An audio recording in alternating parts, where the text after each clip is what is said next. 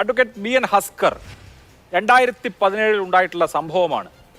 പ്രതി 7.5 വർഷമായി ജയിലിലാണ്. കോടതിയെ സംബന്ധിച്ച് നോക്കുമ്പോൾ അനന്തമായി വിചാരണ നീണ്ടുപോകുന്നു എന്ന സാഹചര്യമുണ്ട്. വിചാരണ അടുത്തെങ്ങും പൂർത്തീകരിക്കപ്പെടില്ല എന്ന നിരീക്ഷണത്തിലാണ് പ്രതിക്ക് കോടതി ജാമ്യം നൽകുന്നത്. ഇതുപോലെ ഒരു കേസിൽ, ഏറ്റവും പ്രമാദമായ കേസിൽ എന്തുകൊണ്ട് വിചാരണ ഇങ്ങനെ അനന്തമായി പോയിക്കൊണ്ടിരിക്കുന്നു എന്നുള്ളത് ഗൗരവപൂർണമായ പ്രശ്നമല്ലേ? സുപ്രീം കോടതി ഡെഡ് ലൈൻ വെച്ചിരുന്നു. സുപ്രീം കോടതി സമയബന്ധിതമായി തീർക്കാൻ നിർദ്ദേശിച്ചിരുന്നു. സുപ്രീം കോടതി തന്നെ പിന്നീട് ആ ഡെഡ് ലൈൻ കുറച്ച് നീക്കി 1 വർഷത്തേക്ക് നീട്ടിക്കൊടുത്തിരുന്നു. പക്ഷേ അതും കഴിഞ്ഞു. ഇപ്പോൾ നമ്മൾ 2024 സെപ്റ്റംബറിലാണ് നിൽക്കുന്നത്. ഇവിടെ അതിജീവിതയെ സംബന്ധിച്ച് അവർക്ക് നീതി കിട്ടുന്നില്ല എന്ന പ്രാഥമികമായ പ്രശ്നം അവിടെ അവശേഷിക്കുകയാണ്. അഭിലാഷ്, ഇതില് എല്ലാ വിചാരണകളുടെയും ഏറ്റവും പരമപ്രധാനമായിട്ടുള്ള ലക്ഷ്യം എന്ന് പറയുന്നത് സത്യം കണ്ടെത്തലാണ്. ആ സത്യം കണ്ടെത്തുന്നതിനാണ് ക്രിമിനൽ കോടതികൾ വിചാരണകളെ ഉപയോഗിക്കാറുള്ളത്. ഇവിടെ വിചാരണ അനന്തമായി നീണ്ടിട്ടുണ്ട്, ഒരു സംശയമില്ല.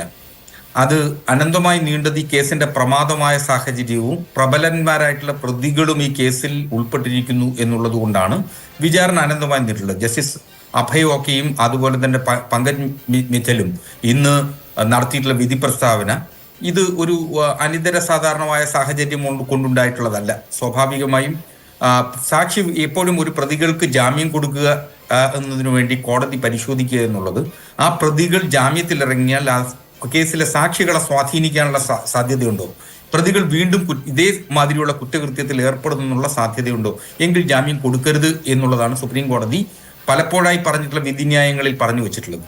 അപ്പൊ സ്വാഭാവികമായും ഇവിടെ വിചാരണ പൂർത്തിയായിരിക്കുന്നു. 261 സാക്ഷികളെ വിസ്തരിച്ചു. ആ വിസ്താരം അവസാനിച്ചിരിക്കുന്നു. ഇന്ന് പ്രതികൾക്ക് വേണ്ടി 313 CRPC പ്രകാരമുള്ള പ്രതികളെ മാത്രം വിചാരണ ചെയ്യുക അല്ലെങ്കിൽ ചോദ്യോത്തരം ചെയ്യുക എന്നുള്ള നടപടിക്രമം മാത്രമാണ് ഇനി ബാക്കിയുള്ളത്. പക്ഷെ എന്നിരുന്നാൽ പോലും 261 സാക്ഷിയുടെ മാത്രം വിചാരണ പ്രതിഭാഗം ക്രോസ് എക്സാമിനേഷൻ 1800ഓളം പേജുകൾ വരുന്ന ക്രോസ് എക്സാമിനേഷൻ ഉണ്ട് എന്നാണ് മനസ്സിലാക്കുന്നത്. ഏകദേശം 7 മാസത്തോളം 8ാം പ്രതിക്ക് വേണ്ടി മാത്രം 261 സാക്ഷി, അതായത് കേസിലെ അന്വേഷണ ഉദ്യോഗസ്ഥനെ ചോദ്യം ചെയ്തിരിക്കുന്നു.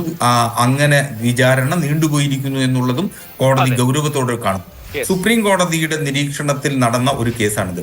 2024 മാർച്ചിനുള്ളിൽ ഈ കേസ് തീർക്കണം എന്ന കർശന ഉപാധികളോടുകൂടി 3 തവണ സുപ്രീം കോടതി ഉപാധികൾ മാറ്റിവെച്ചത് വീണ്ടും അവസരം നൽകിയിട്ടുള്ള കേസാണ്. മാത്രമല്ല, ഇതിൽ മനസ്സിലാക്കേണ്ട ഒരു പ്രധാനപ്പെട്ട കാര്യം, ഇതിലെ ട്രയൽ ജഡ്ജിന്റെ പ്രൊമോഷൻ അടക്കം ബാധിക്കുന്ന തരത്തിൽ ഈ കേസ് തീർത്തിട്ട് മാത്രമേ അവരുടെ പ്രൊമോഷനെ അടക്കം പരിശോധിക്കുകയും പരിഗണിക്കുകയും ചെയ്യുന്ന ഒരു സാഹചര്യമുള്ള അനിതര സാധാരണമായ ഒരു സാഹചര്യം ജുഡീഷ്യറിയിൽ ഉണ്ടായിട്ടുള്ള ഒരു കേസാണ്.